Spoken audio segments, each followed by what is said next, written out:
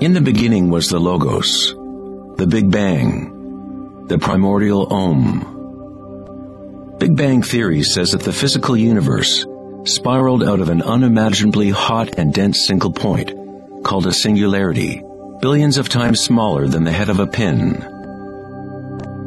It does not say why or how. The more mysterious something is, the more we take for granted that we understand it.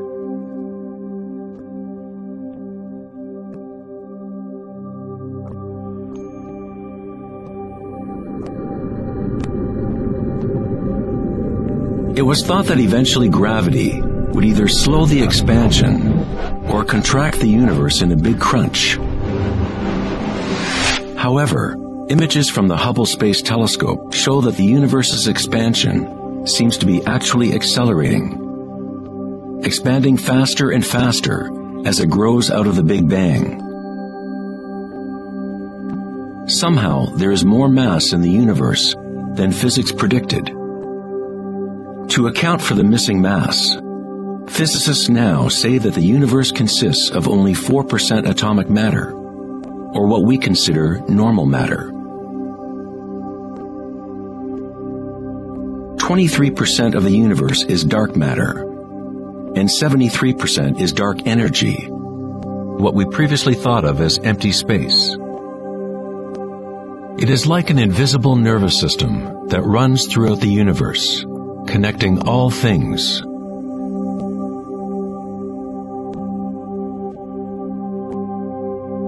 The ancient Vedic teachers taught Nada Brahma, the universe is vibration. The vibratory field is at the root of all true spiritual experience and scientific investigation. It is the same field of energy that saints, Buddhas, yogis, mystics, priests, shamans, and seers have observed by looking within themselves. It has been called Akasha, the primordial Om, Indra's net of jewels, the music of the spheres, and 1,000 other names throughout history.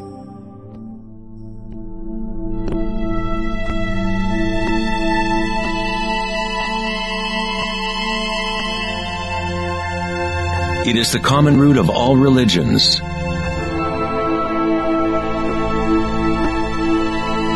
and the link between our inner worlds and our outer worlds.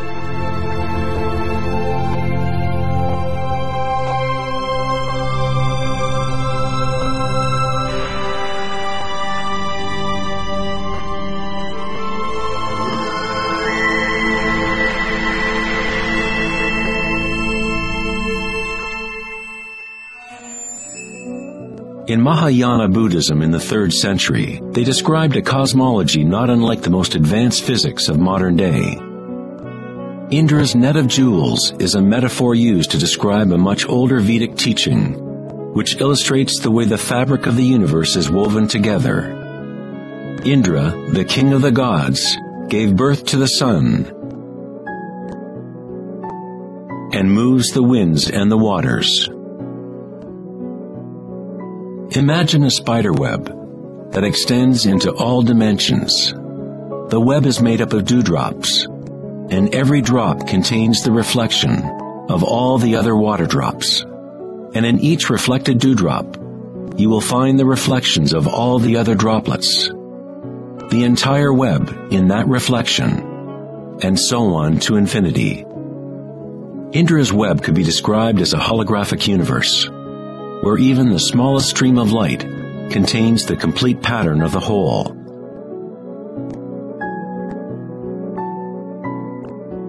The Serbian-American scientist Nikola Tesla is sometimes referred to as the man who invented the 20th century. Tesla was responsible for discovering alternating current electricity and many other creations that are now part of everyday life. Because of his interest in the ancient Vedic traditions, Tesla was in a unique position to understand science through both an Eastern and Western model. Like all great scientists, Tesla looked deeply into the mysteries of the outer world, but he also looked deeply within himself. Like the ancient yogis, Tesla used the term akasha to describe the etheric field that extends throughout all things. Tesla studied with Swami Vivekananda, a yogi who brought the ancient teachings of India to the West. In the Vedic teachings, akasha is space itself, the space that the other elements fill, which exists simultaneously with vibration. The two are inseparable. Akasha is yin to prana's yang.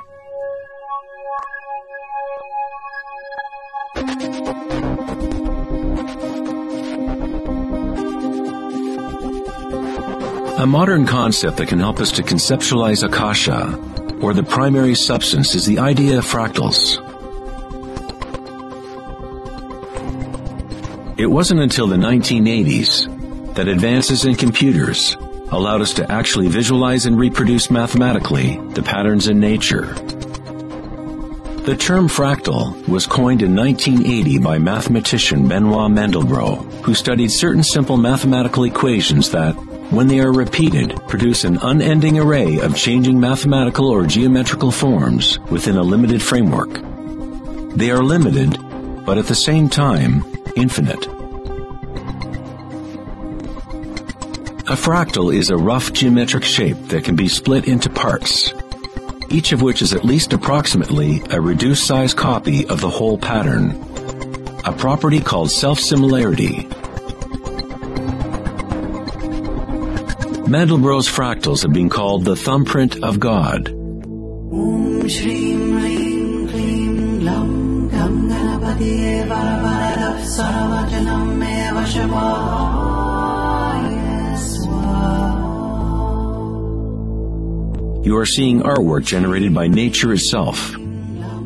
If you turn the Mandelbrot figure a certain way, it looks sort of like a Hindu deity or Buddha.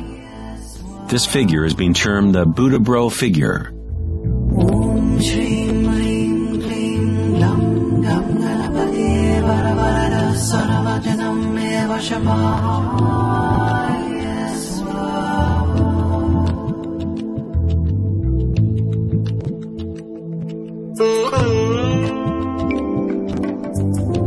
If you look at some forms of ancient art and architecture, you will see that humans have long associated beauty and the sacred with fractal patterns.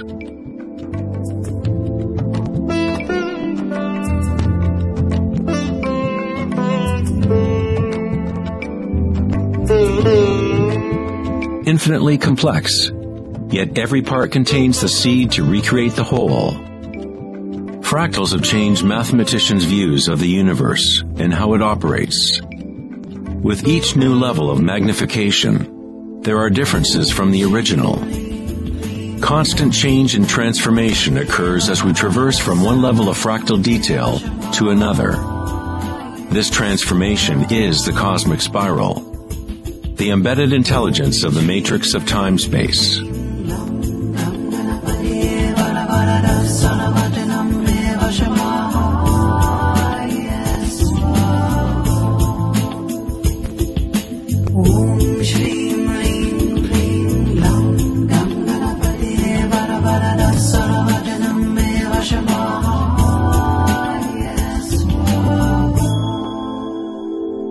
Fractals are inherently chaotic, full of noise and order.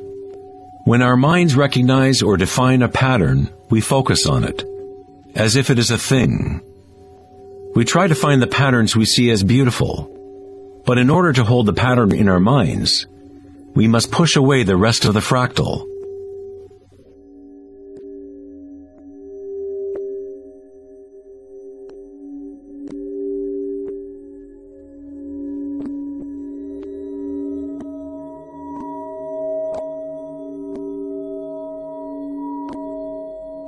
To comprehend a fractal with the senses is to limit its movement. All energy in the universe is neutral, timeless, dimensionless. Our own creativity and capacity for pattern recognition is the link between the microcosm and macrocosm, the timeless world of waves and the solid world of things. Observation is an act of creation through limitations inherent in thinking. We are creating the illusion of solidity, of things by labeling, by naming. The philosopher Kierkegaard said, "If you name me, you negate me." By giving me a name, a label, you negate all of the other things I could possibly be. You lock the particle into being a thing by pinning it down, naming it.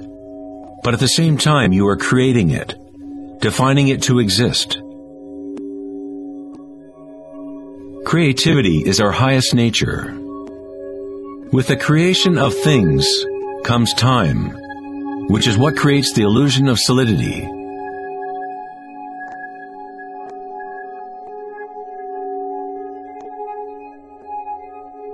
Einstein was the first scientist to realize that what we think of as empty space is not nothing. It has properties. And intrinsic to the nature of space is nearly unfathomable amounts of energy. The renowned physicist Richard Feynman once said, "There is enough energy in a single cubic meter of space to boil all the oceans in the world." Advanced meditators know that in the stillness lies the greatest power. The Buddha had yet another term for the primary substance, what he termed kalpas, which are like tiny particles or wavelets that are arising and passing away trillions of times per second.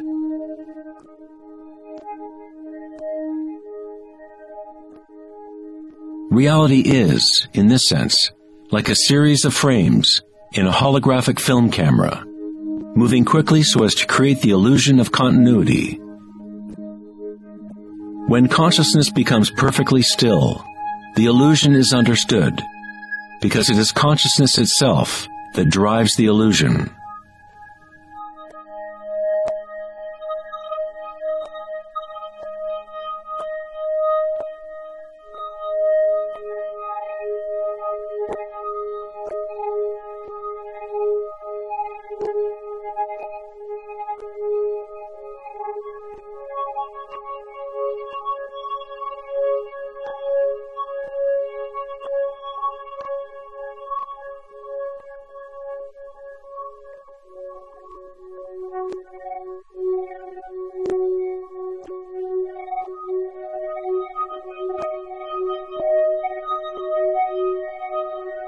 In the ancient traditions of the East, it has been understood for thousands of years that all is vibration. Nada Brahma, the universe is sound. The word nada means sound or vibration, and Brahma is the name for God. Brahma simultaneously is the universe and is the creator. The artist and the art are inseparable. In the Upanishads, one of the oldest human records from ancient India, it is said, Brahma the creator, sitting on a lotus, opens his eyes, and a world comes into being. Brahma closes his eyes, and a world goes out of being. Ancient mystics, yogis, and seers have maintained that there is a field at the root level of consciousness. The Akashic field, or the Akashic records, where all information, all experience, past, present, and future, exists now and always. It is this field or matrix from which all things arise, from subatomic particles to galaxies, stars, planets, and all life.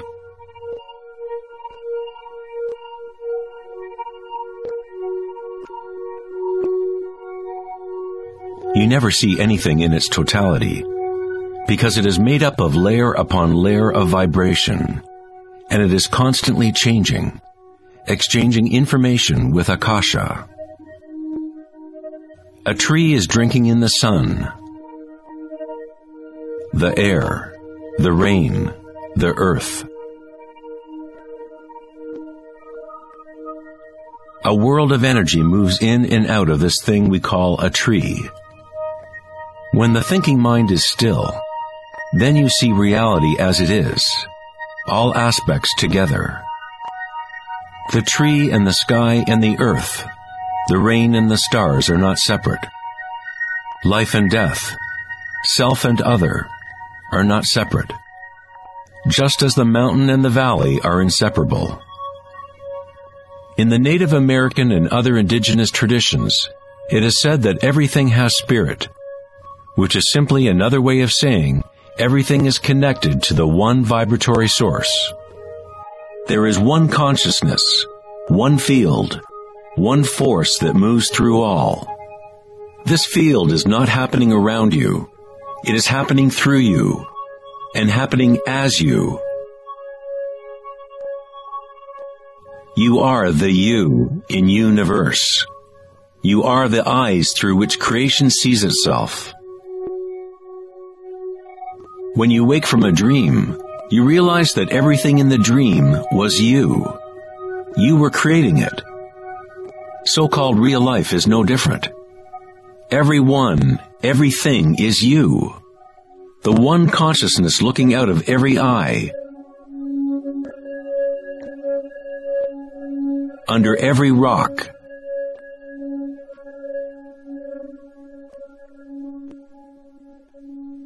Within every particle.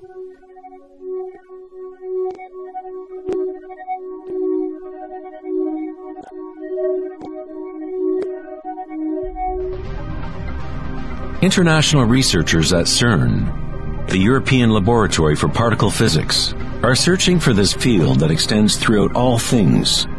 But instead of looking within, they look to the outer physical world. Researchers at the CERN laboratory in Geneva, Switzerland, announced that they had found the Higgs boson, or the God particle. The Higgs boson experiments prove scientifically that an invisible energy field fills the vacuum of space.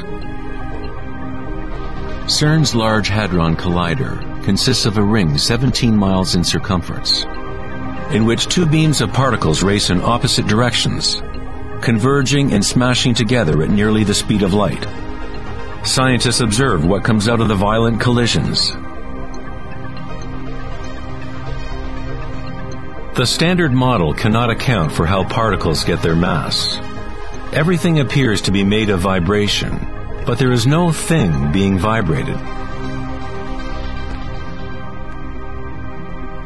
It is as if there has been an invisible dancer, a shadow, dancing hidden in the ballet of the universe. All the other dancers have always danced around this hidden dancer. We have observed the choreography of the dance, but until now we could not see that dancer.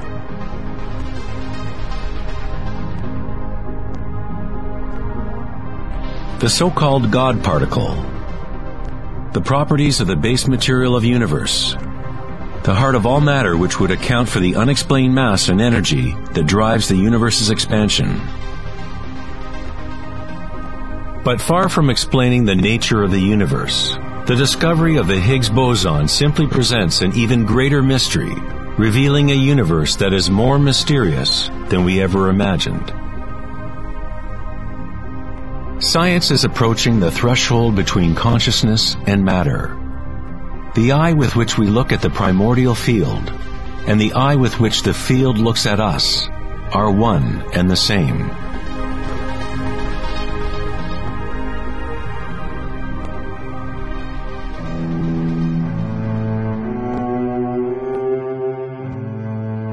The German writer and luminary Wolfgang von Goethe said, "The wave is the primordial phenomenon which gave rise to the world." Cymatics is the study of visible sound. The word cymatics comes from the Greek root cyma, which means wave or vibration.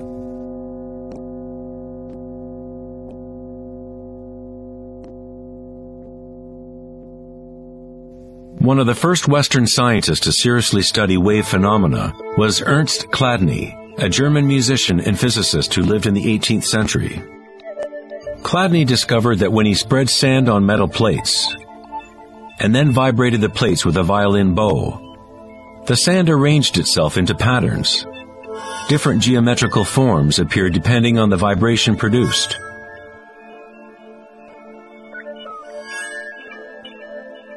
Chladni recorded an entire catalog of these shapes, and they are referred to as Chladni figures.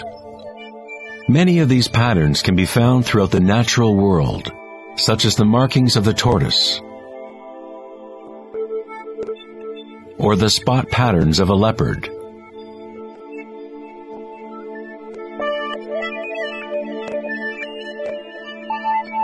Studying Chladni patterns or cymatic patterns is one secret way in which high-end guitar, violin, and other instrument makers determine the sound qualities of the instruments they make.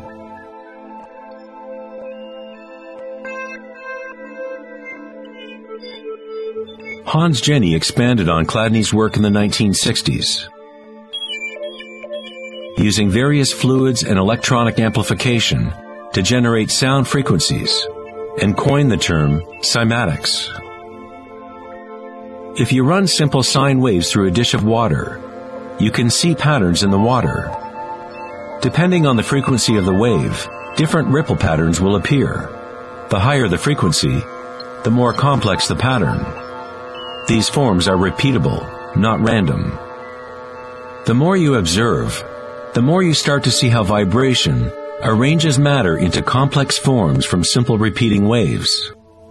This water vibration has a pattern similar to a sunflower.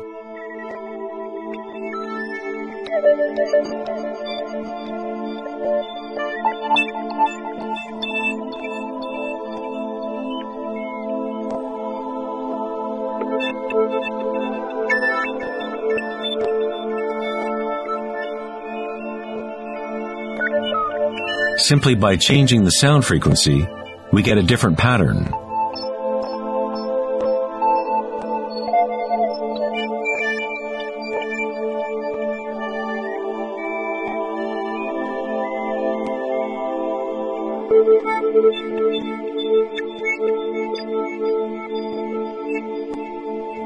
Water is a very mysterious substance. It is highly impressionable. That is, it can receive and hold on to vibration. Because of its high resonance capacity and sensitivity, and an inner readiness to resonate, the water responds instantaneously to all types of sonic waves. Vibrating water and earth make up the majority of mass in plants and animals. It is easy to observe how simple vibrations in water can create recognizable natural patterns. But as we add solids and increase the amplitude, things get even more interesting. Adding cornstarch to water, we get more complex phenomena.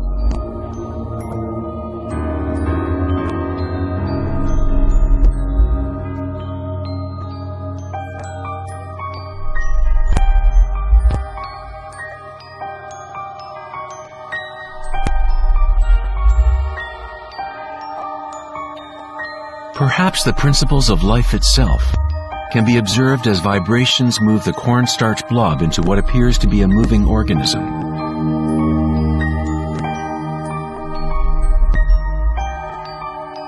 The animating principle of the universe is described in every major religion, using words that reflect the understanding of that time in history.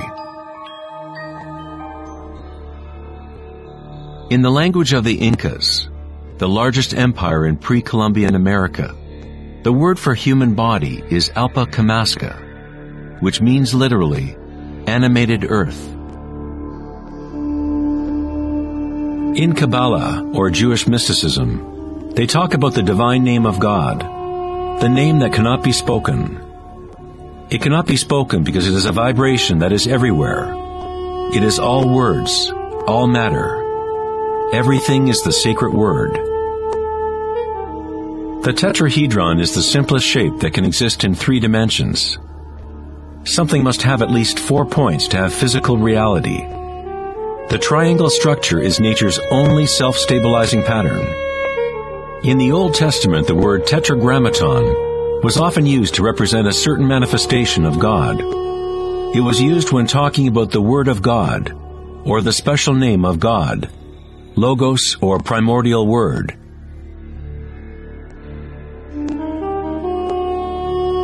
The ancient civilizations knew that at the root structure of the universe was the tetrahedral shape. Out of this shape, nature exhibits a fundamental drive toward equilibrium, Shiva, while it also has a fundamental drive towards change, Shakti.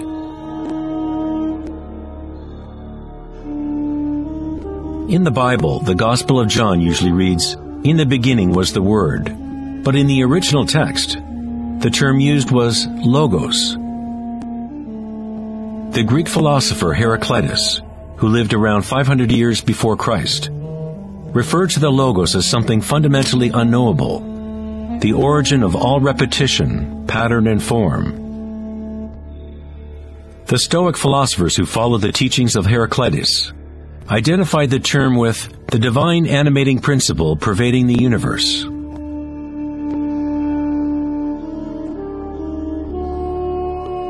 In Sufism, the Logos is everywhere and in all things.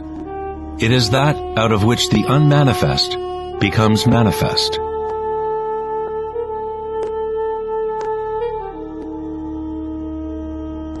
In the Hindu tradition, Shiva Nataraja literally means Lord of the Dance. The whole cosmos dances to Shiva's drum. All is imbued or ensouled with the pulsation. Only as long as Shiva is dancing can the world continue to evolve and change. Otherwise, it collapses back into nothingness. While Shiva is representative of our witnessing consciousness, Shakti is the substance or stuff of the world. While Shiva lies in meditation, Shakti tries to move him, to bring him into the dance. Like yin and yang, the dancer and the dance exist as one. Logos also means unconcealed truth.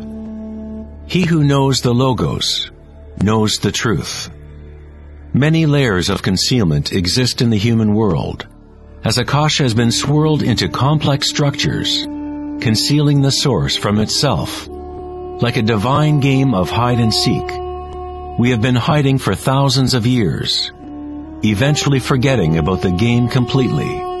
We somehow forgot that there was anything to find. In Buddhism, one is taught to directly perceive the Logos, the field of change, or impermanence within oneself through meditation. When you observe your inner world, you observe subtler and subtler sensations and energies as the mind becomes more concentrated and focused. Through the direct realization of anicca, or impermanence at the root level of sensation, one becomes free of attachment to transient external forms. Once we realize there is one vibratory field that is the common root of all religions, how can we say, my religion, or this is my primordial Om, my quantum field?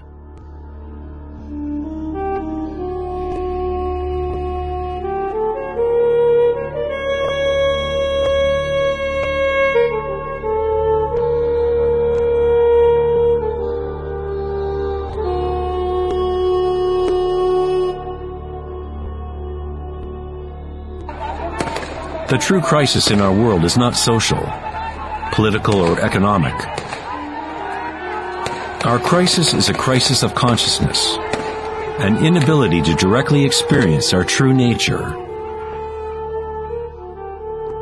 an inability to recognize this nature in everyone and in all things.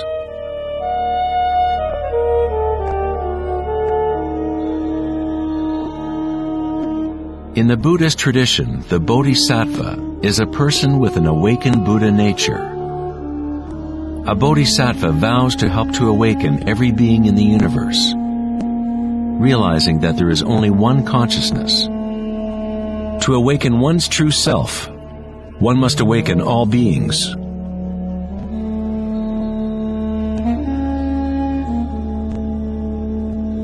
There are innumerable sentient beings in the universe. I vow to help them all to awaken. My imperfections are inexhaustible. I vow to overcome them all. The Dharma is unknowable. I vow to know it. The way of awakening is unattainable. I vow to attain it.